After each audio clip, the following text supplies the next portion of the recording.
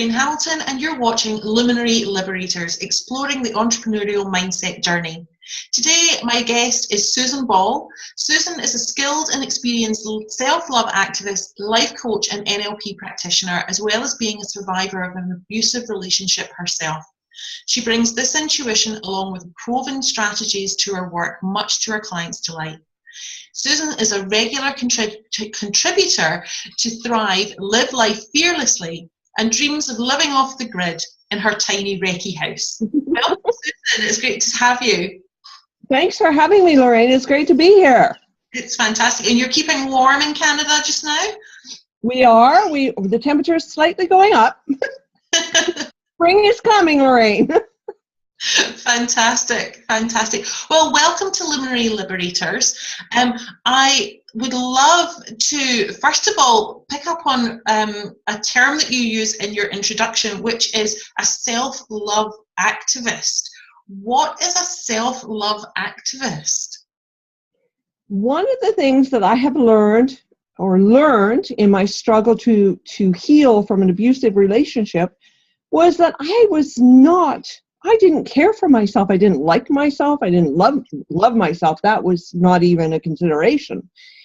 And I discovered as I moved along that the underlying reason why he was able to manipulate and get me into his nasty little clutches was because I didn't love myself. So I was looking for outside,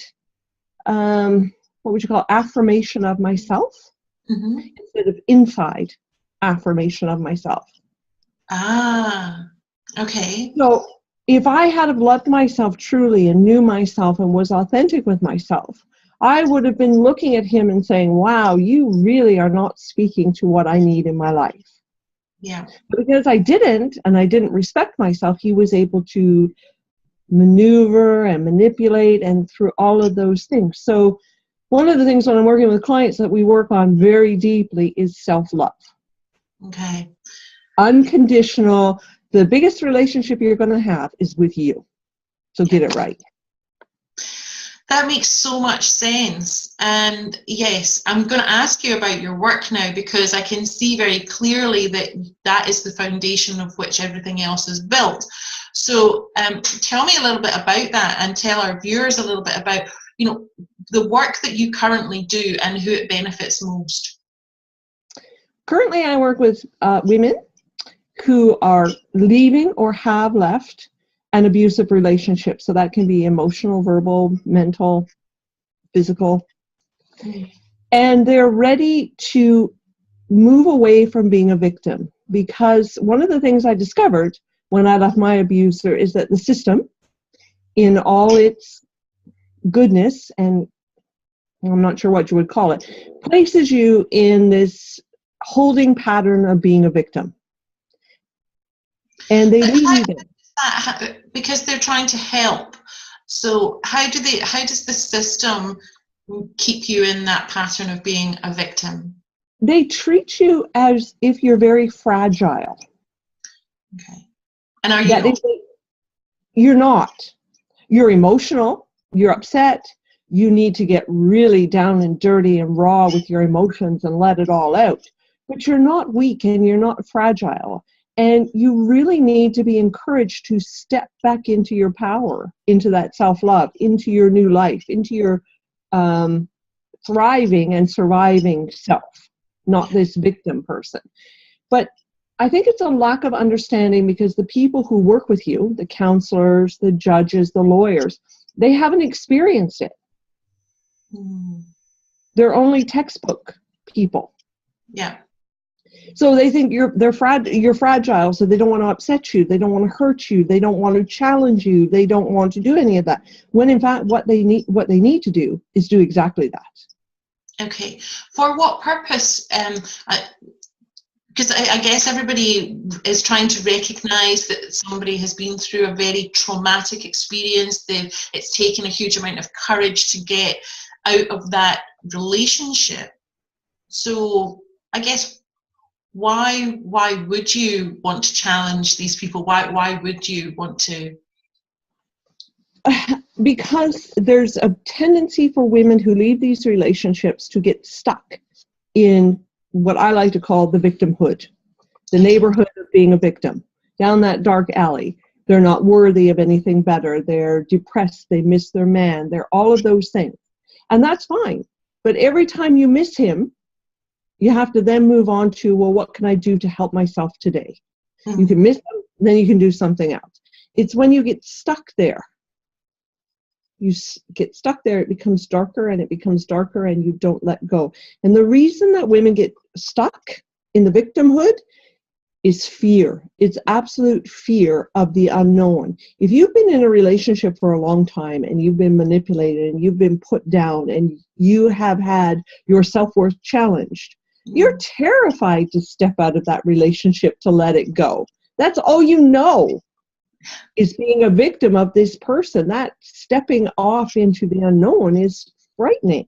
That's why I call my program Courage and Grace, because it takes courage to step out of the victimhood and say, I'm going to do something different today. Yeah. So it's not challenging to be mean-spirited. It's challenging in the sense of saying, yes, cry, be angry, grieve, do those things. But at the same time, be grateful. Find something to be grateful for. Find something from when you were younger that you wanted to do. Go and pursue it, even if it's just for 5 minutes a day. Take care of yourself. Yeah. Anything to move forward. Yeah. That makes perfect sense. And, you know, the idea of victimhood, I love that term of being in the victim. And I guess it's true. I guess that there really is such a lot of fear involved. And if people keep telling you that, you know, to be fearful by treating you in a certain way, it's sending a message of being fearful or being less than. Yes, and you get labeled. You get labeled as a victim, and you go to victim services, and you go to victim group support networks, and you go to the victim mediation. It's all, and what I like to tell my clients when I first meet with them is that they must remember that when they stepped out that front door, they actually, in fact, took their first victory lap. Yeah. You're only a victim when you're there. As soon as you step foot outside that door, you took a victory lap. You're on your way to wellness. Are you going to stumble? Are you going to cry? Are you going to get angry? Are you going to be frustrated that this happened to you? Are you going to be hurt? Yeah. But are you broken? No. And there's a big difference. Yeah. And as you say, you know, all of the services use the word victim, so it creates an identity. And if you have been used to being told what to do and how to behave, then it's very easy to slip into an identity that's given to you. So yeah, I like that shift very much. Certainly, you know, with my fascination of reframing and looking at things from a different way to shift your mindset. It's, again, as most of the effective ones are, very simple, yet so powerful. It is. It's a shift in your mindset. It's stepping away from the victimhood and saying, well, you know, I'm a survivor. I'm a good person. I'm a kind person. I have a job. I have all these things in my life. My children are healthy, and all of these things to be grateful for, and leaving victim back there. Because that victim part of you will really, really hold you back from pursuing anything. And this life is short. I wasted an awful lot of time in the victimhood. I wasted. And if I ever feel bitter or resentful, it's that I got stuck there. I don't feel that way about my situation or that old relationship. Yeah. I feel that about where they put me when I left. Yeah. And that's obviously a huge motivator for you in your work. So tell me, what somebody comes to you, they say, okay, I've walked out. I don't want to get stuck in the victimhood. I hear you. Tell me about the journey that they go on with you. The journey? Yeah. They go through the journey of self-love. So we do a lot of self-love work. We do a lot of confidence work. Similar to the video. Have you seen the video with the little girl in the mirror and she's got curly hair and she said, I love you and you're the best, and she's just this tiny little thing. She's adorable, and her mom caught her doing that. It's that thing, getting them to stand in the mirror and actually say those words. I love you.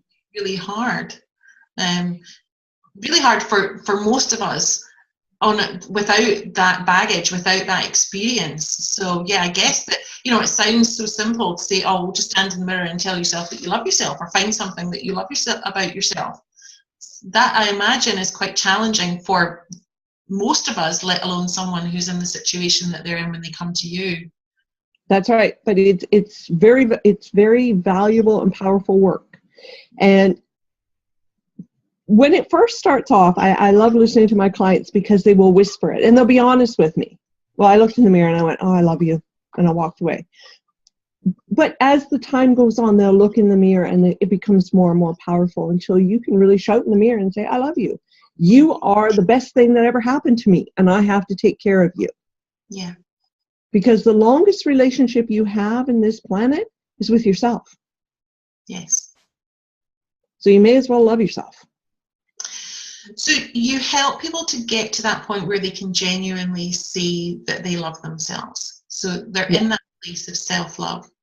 What happens next? What happens next, as we're working on that, we're working through fear, that courage, the courage piece to say that part of your life, that awful part of your life, is only one chapter in your life. And what I do is I encourage my clients to give that chapter of their life a name. Mm-hmm. A name that depersonalizes it, desensitizes it, and takes away the emotional attachment to it. So for me, I call mine the incident. So when I'm talking to people, I can say to them, oh, are you referring to the incident? Because then it's a noun. It's just something in the air that happened. It has no emotional baggage. So we work on giving it a name. And once you give it a name, you can start to move away from it.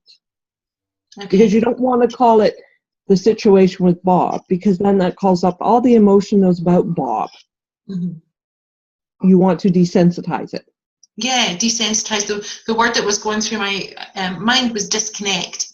So, disconnecting the emotions, the tug, the physical pull from a set of circumstances or a certain time.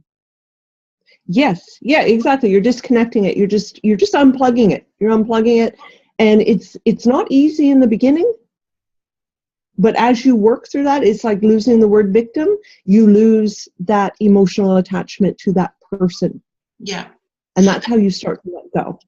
I love that visual of unplugging it. It's like, so you unplug it, it has no power, but it's still sitting in the corner of the room.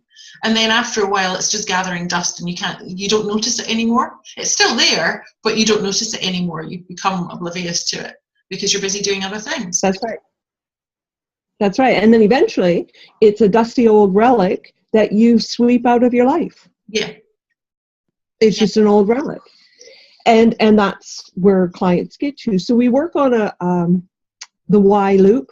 We get rid of the why loop, which is a big thing that victims get stuck in. Why did he do it? Why was he that way? Why?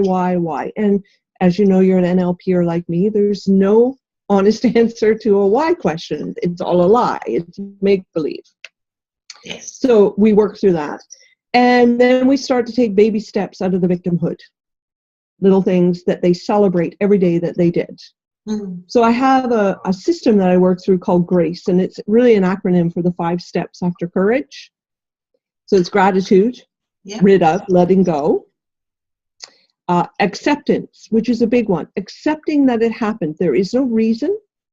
There is no rhyme. There is no story. It happened. It's just something that happened. And that's part of the desensitization and disconnection. Yeah. To acceptance. Then we work on challenge, which is the C. So what's the next challenge they're going to face? Is it going to be dealing with their children? Is it going to be family? Is it all of those things? And the last one of GRACE is embrace. Embracing all of the possibilities that are now waiting for you. Yeah. All of those opportunities and possibilities and life are just sitting there waiting for you to hug, hold,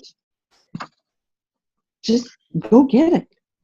Does that ever feel overwhelming to your clients, that sense of embrace, or just the fact that you've walked them through they're ready for it when they get to that point? Yes, they're ready for it in a big way. We embrace as we move through, because I start out with gratitude, and then we start out with a celebration every day of what you did, whether it be something to love yourself, whether you added play to your day, whether you wrote in your journal about the incident without referring to the person by their personal name. Yeah. Whatever it was, at the end of the day, you write in your gratitude journal, but at the end, you celebrate all of these things. You embrace what you did. Because one of the things that I find is, even for me and other clients I've worked with, we do not celebrate our small little successes enough. Yeah. We just don't. I don't think that's necessarily specific to your clients. I think, I see it very often in my clients who are entrepreneurs, generally entrepreneurs. We don't celebrate our little successes, and when we do, there's a shift. There's a shift. Yeah. Yeah. Oh my God, I did all these great things today.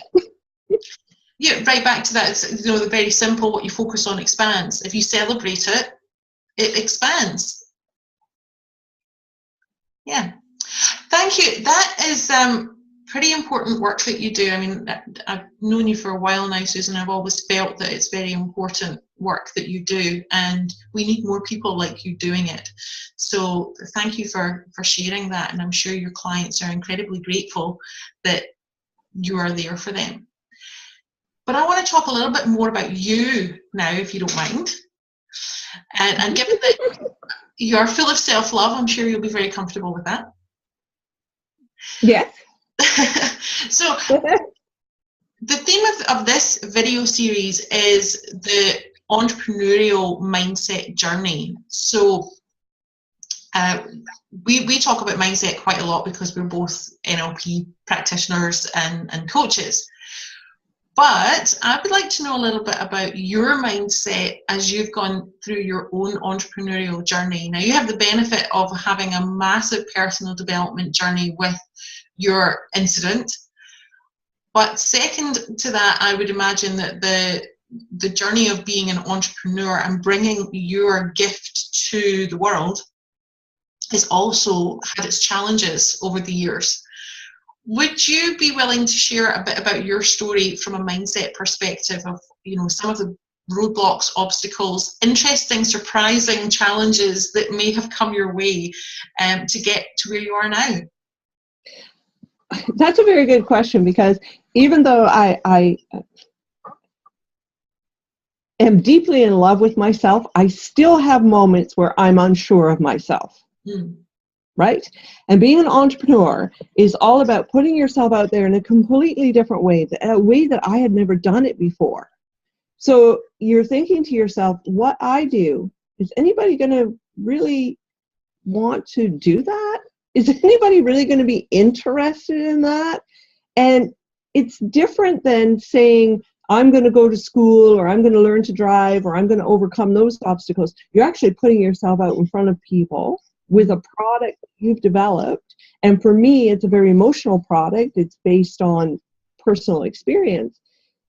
So my greatest fear and challenge was actually stepping out of my comfort zone and saying, hey, look at me.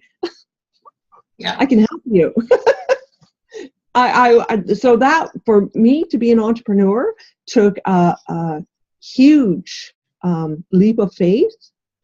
But I also used a lot of the tools I use with my clients to get there. So, I think for me, besides not knowing anything about computers and networking and all of that kind of stuff, there was a lot of challenges that I didn't even anticipate.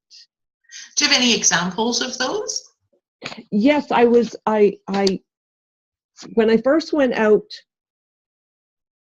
as a coach to work with women doing this, I set up a workshop to talk about fear, conquering fear, and that kind of thing. And I remember standing there, and I had to be authentic for the first time in my life in front of other people. first of all, to tell my story, and then we talked about fear. And then somebody asked me a question. They said, well, do you have any fears or phobias? And I was put on the spot because I'm talking about fear and letting go, and I'm terrified of heights. So I had to do this sort of, oh my God, yeah. And I came home and I cried because I thought that I had failed at it because I fessed up. But then I realized that actually I had stepped into my authenticity. And the next time I gave the workshop, I came out right up front and said, oh, and by the way, I'm still terrified of heights. Yeah. That it's okay to embrace a fear and also step through as you're moving forward in your journey. So that was something that I really struggled with that day. It was like, oh, well, I'm being challenged. Oh, do I lie? I'm talking about authenticity and fear, and now I'm in the hot seat. Yeah. So yeah, that was a big one. But that's what a great lesson, though, that sense of vulnerability actually was a blessing. You don't have to have all the answers. We get caught in a cycle of perfectionism, I think, as entrepreneurs, that we need to be perfect, that we need to have all the answers, that we need to be the only person who knows about their area of expertise. And actually, showing up and being authentic and showing vulnerability is what makes you personable. What makes you able to connect with people and people to connect to you. That is exactly what I learned from that I don't have to be perfect. See, I was trying to be perfect. I thought, if I'm going to be an expert in this field, I need to be perfect. And that is so not true. Yeah. Yeah. I have to be really good and knowledgeable, but I also have to be authentic and vulnerable. And I think that brings a personal connection, as you said. Yeah. So yeah, that was a big lesson for me. Well, thank you for sharing it with us. Talking about lessons and messages and things, what is the most important message for you to share with our viewers today? What is the most important thing that you would like them to take from watching this interview? I would like women who are going through this to know that there is life on the other side of what you're going through. It takes courage to take that first victory lap, to step out. And that when you do, you're going to go through a whole bunch of emotions, and that's okay. But bear in mind that you don't want to get stuck in that victimhood, that you want to keep moving forward.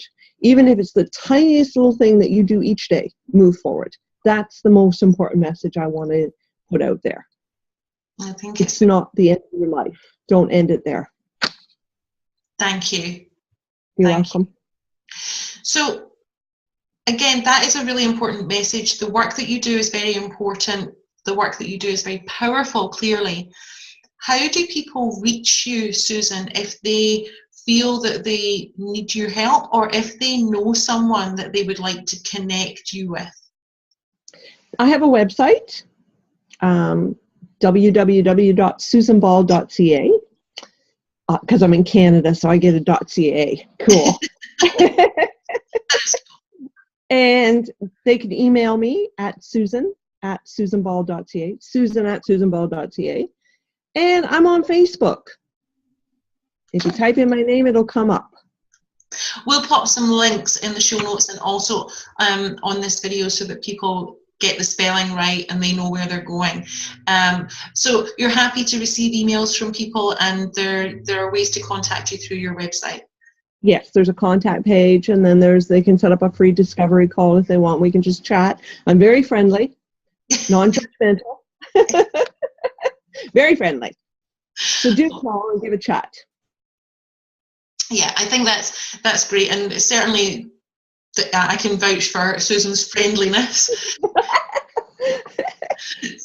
Yes, she's very easy to talk to.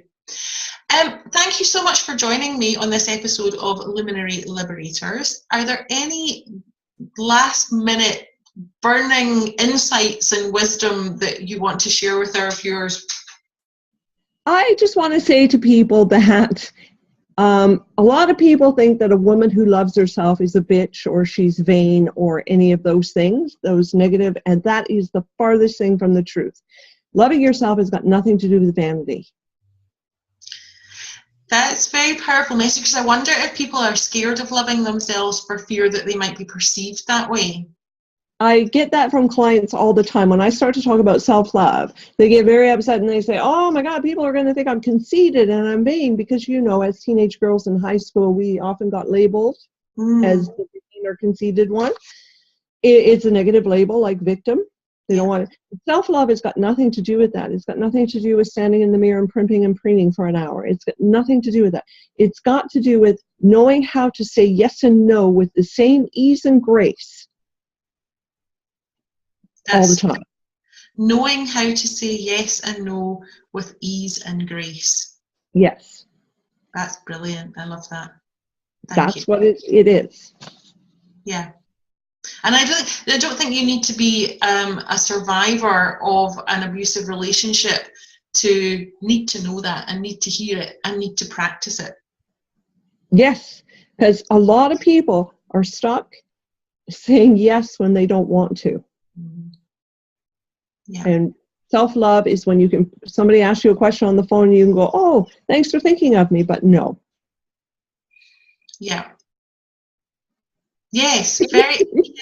Wow. So I have another question. I was going to wrap up, but actually I have another question for you, because we've opened up another can of worms. If we were talking about the self-love aspect, so perhaps it's somebody, you're speaking to somebody who is not coming from an abusive relationship situation, but you're talking about self-love. What are some specific action steps that we could all put into practice today that would increase our sense of self-love? Oh, okay. Well, self-love is about respecting your time and your position and your life as yours. Okay. So the very first thing that I would get you to do, especially busy entrepreneurs like you, Lorraine, is make a date with yourself in your calendar, highlight it. This is my time with me. Yep. Do not break that date, because if you break that date, you have sent a message to yourself that you don't respect your own time with you. Yes. So if you want other people to respect your time, you have to first of all be the one who's respecting your time. As I find with my clients, when I tell them to make a date in their calendar, I don't care if it's to go for a walk, have a bubble bath, read a book, sit and look out the window and reflect on life. Doesn't matter what it is. That date with you, that time, that's yours. And if you're a mom or you're a family woman, mark it on a calendar where the family can see. My time, mine. It's not to be pushed, manipulated, changed. It's yours. That's, again, simple and genius at the same time, because you're right, it's not about taking time for you, it's not about being selfish, it's not about removing yourself, it's about the message that you're sending to yourself, and therefore the message that you're putting out to other people. That's right, because we reflect that. If you are constantly standing yourself up, you are actually reflecting that message to other people. Yeah. They're not going to respect you. They're going to stand you up. They're going to be late. They're going to do all that kind of stuff. It's a silent message that we project on the world. But if you stand in your own self-love, if you know that you are valuable and important and your time is worth something, people will treat you that way. It doesn't mean you're arrogant. It doesn't mean you're rude. It doesn't mean you're vain or conceited. Yeah.